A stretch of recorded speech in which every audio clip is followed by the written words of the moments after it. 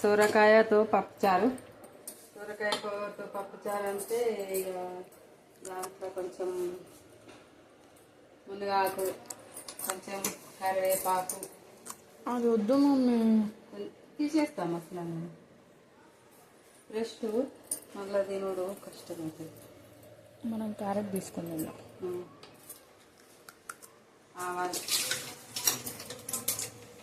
జీలకర్ర, ఎండుమిరపకాయలు,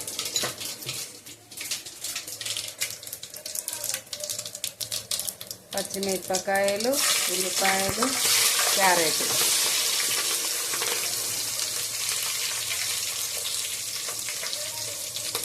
క్యారెట్లు సోరీ అవుతున్నాయి.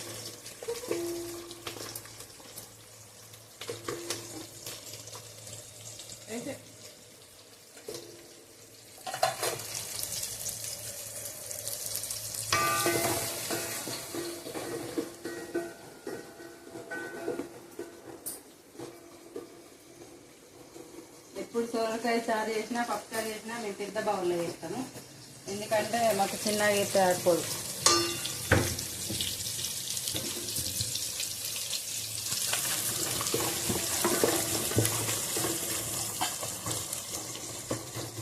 సొరకాయలు వేసినాక అల్లం వెల్లిపాయ వేసుకున్నా మాడిపోకుండా ఉంటుంది.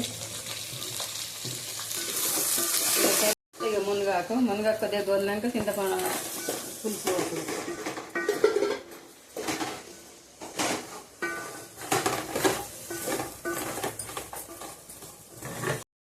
చింతపండు రసం వేసుకున్నా.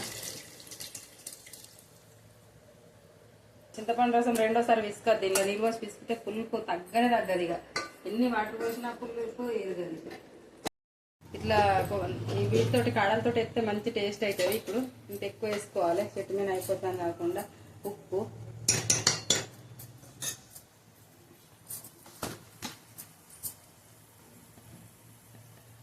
కారం,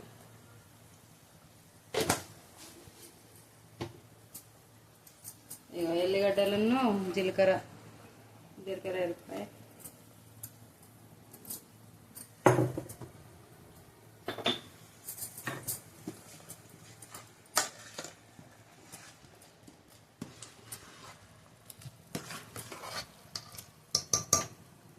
ఉప్పు చూసి పప్పు.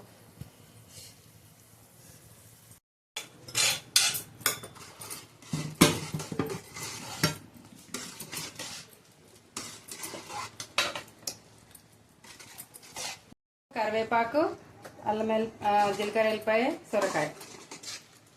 ఇక ఉట్టిపప్పు వండితే ఉట్టిపప్పు సొరకాయ అస్సలు తినరు మా ఇంట్లో. ఈ సొరకాయ ఎట్లా తినబెట్టానని ఆలోచించిన. సొరకాయతో పాటు మునగాకు కూడా వేసిన.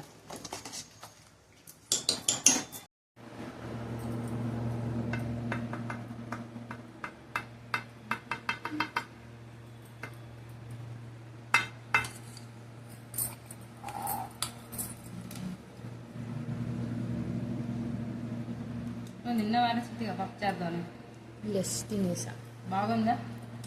సూపర్, సూపర్ అండి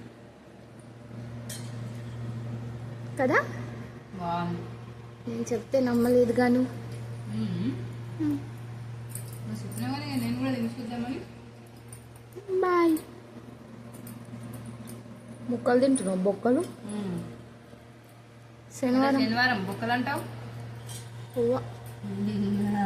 బాయ్.